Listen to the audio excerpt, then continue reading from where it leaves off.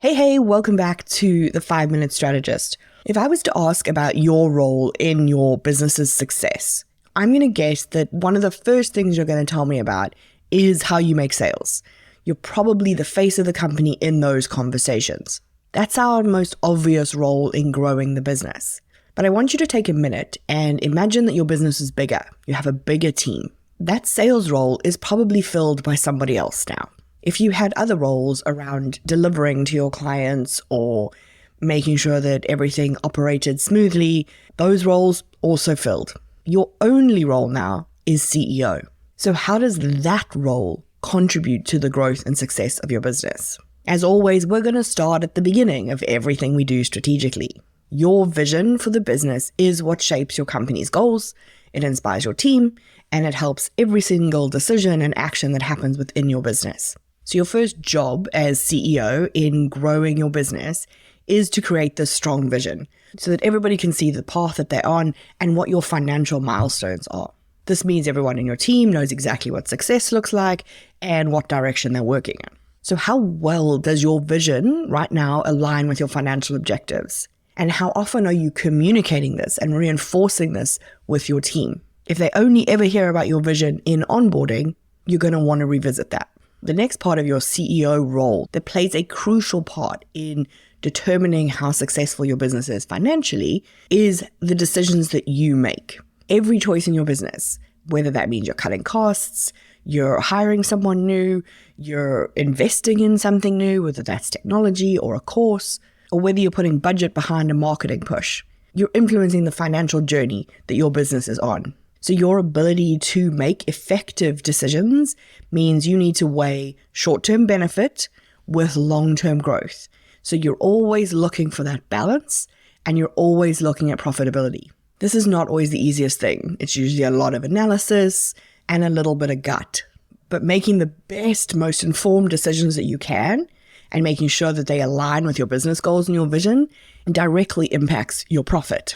So take a moment and think about how your recent decisions have affected your profit margin. Next, as the leader in your business, the culture that you create has a direct impact on how successful the business is financially.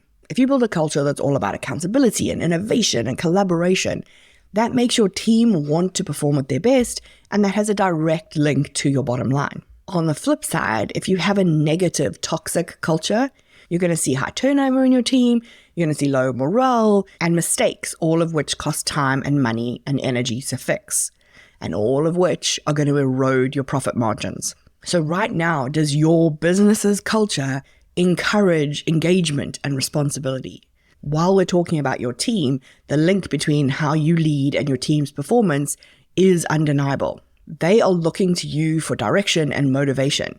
When you show up as a good leader, they're more productive and they do better work, and you can see how that connects to your bottom line. But when we think about how we lead our team, it can't just be about driving performance from them. It also has to consider how are we nurturing their growth and their development, which long-term is also good for the business, even though it feels like a bit of a cost in time and money upfront. So think about ways that you can encourage your team to take the initiative more and how you're going to reward them when they do perform. And finally, we don't want to forget the other people in your business. Your leadership also has an impact on your customers or your clients. So these days, when people are looking for where to spend their money, they aren't just looking at what is the offer. They're looking for companies with values that resonate. If they get to see you as the leader, being visible and approachable and transparent, that's going to make them trust you more. That translates into loyalty. That loyalty becomes repeat business. And then that repeat business becomes the raving fan shouting your name on the internet. In recent times, there's been this real push to get hands off with our business, right? To go passive, quote unquote. But we're starting to see that swing away. People want to know who they're giving money to. They want access. They want connection. So ask yourself, how are you engaging with your customers? Not the business, you. So we talked about lots of areas. I want you to take a step back now and look at those key areas. Team morale, productivity, decision-making, strategic planning, vision, customers.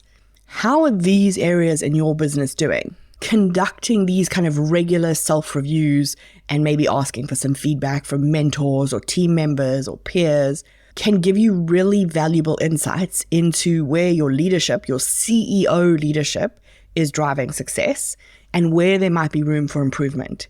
It's easy to hide behind, I've made tons of sales, I deliver an amazing experience. But you can't forget that your CEO role also plays a part in your financial success formula. But it's okay not to be perfect here. No one is always going to make the right decision and the right move and say the perfect thing. It's more about you being aware that you have this influence and impact potential, and then to look for continuous growth, to look for how you can improve, so that you can harness the power of this influence that you have in your CEO role and drive the business towards the financial success. So in what ways do you think your leadership is directly impacting your business's success right now? And where is there some room for improvement?